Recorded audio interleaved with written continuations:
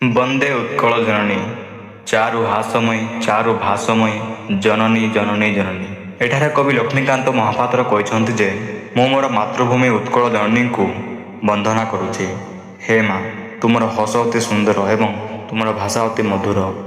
ହେ ମା, ମୁଁ ତୁମକୁ ପ୍ରଣାମ କରୁଛି। ପୂତ ପୟୋଧି ବିଧୌତ ଶରୀରା ତାଳ ତ ମାଳ ଶୋଭିତ ତୀରା ଶୁଭ୍ର ତରିଣୀ କୂଳ ଶିଖର ସମୀରା ଜନନୀ ଜନନୀ ଜନନୀ।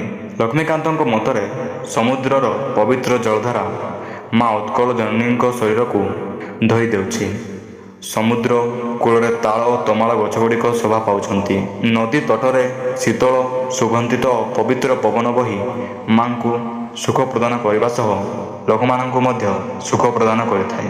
ନେକ୍ସଟ ପଦ, ଘନ ଘନ ବନଭୂମି ରାଧିତ ଅଙ୍ଗେ ନୀଳ ବୁଦରମାଳା ସାଜେ ତରଙ୍ଗେ କଳ କଳ ମୁଖରିତ ଚାରୁ ବିହଙ୍ଗେ ଜନନୀ ଜନନୀ ଜନନୀ। ଲକ୍ଷ୍ମୀକାନ୍ତ ମହାପାତ୍ରଙ୍କ ମତରେ ମାଙ୍କ ଶରୀରରେ ଘଞ୍ଚ ଓ ସବୁଜ ଜଙ୍ଗଲ ଶୋଭା ପାଉଛି। ନୀଳ ପର୍ବତଗୁଡ଼ିକ ସମୁଦ୍ରର ତରଙ୍ଗ ଭଳି ଦେଖାଯାଉଛନ୍ତି। ଆକାଶରେ ସୁନ୍ଦର ପକ୍ଷୀମାନଙ୍କର ମଧୁର ସ୍ୱର ଓ କଳରବ ପ୍ରତିଧ୍ୱନିତ ହେଉଛି। ନେକ୍ସଟ ଷ୍ଟାଞ୍ଜା, ସୁନ୍ଦର ଶାଳୀ ଶୋଭିତ କ୍ଷେତ୍ରା ଜ୍ଞାନ ବିଜ୍ଞାନ ପ୍ରଦର୍ଶିତ ନେତ୍ରା ଯୋଗୀ ଋଷିଗଣ ଉଟଜ ପବିତ୍ରା ଜନନୀ ଜନନୀ ଜନନୀ। ଏଠାରେ କବି ଲକ୍ଷ୍ମୀକାନ୍ତ କହିଛନ୍ତି ଯେ ଉତ୍କଳର କ୍ଷେତଗୁଡ଼ିକ ସୁନ୍ଦର ଧାନ ଫସଲରେ ଲହୁଡ଼ି ଭାଙ୍ଗୁଛି। ଏହି ମାଟି ଜ୍ଞାନ ଓ ବିଜ୍ଞାନର ଆଲୋକରେ ଆଲୋକିତ। ଏଠାରେ ବହୁ ଯୋଗୀ ଋଷିଙ୍କ କୁଟୀର ରହିଛି, ଯାହାଦ୍ୱାରା ଏହି ମାଟି ପବିତ୍ର ହୋଇଛି।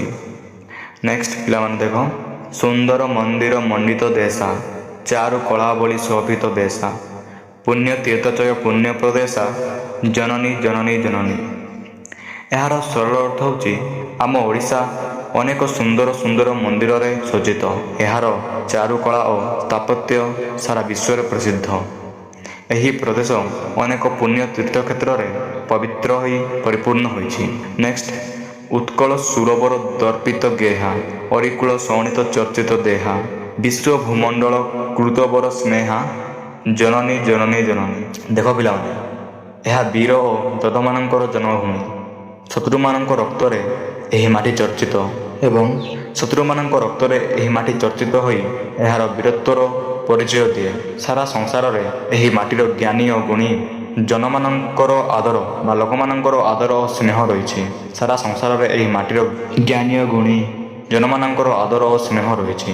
ନେକ୍ସଟ ଷ୍ଟାଞ୍ଜା ପିଲାମାନେ ଦେଖ, କବିକୁଳ ମୌଳି ସୁନନ୍ଦନ ବନ୍ଧ୍ୟା ଭୁବନ ବିକଶିତ କୀର୍ତ୍ତି ଅନନ୍ଦ୍ୟା ଧନ୍ୟ ପୁଣ୍ୟ ଚିର ଶରଣ୍ୟେ ଜନନୀ ଜନନୀ ଜନନୀ।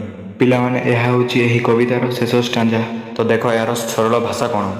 ମହାନ କବି ଓ ପଣ୍ଡିତମାନଙ୍କ ଦ୍ୱାରା ଉତ୍କଳ ଜନନୀ ସଦା ନମସ୍ୟ ଓ ବନ୍ଦନୀୟ।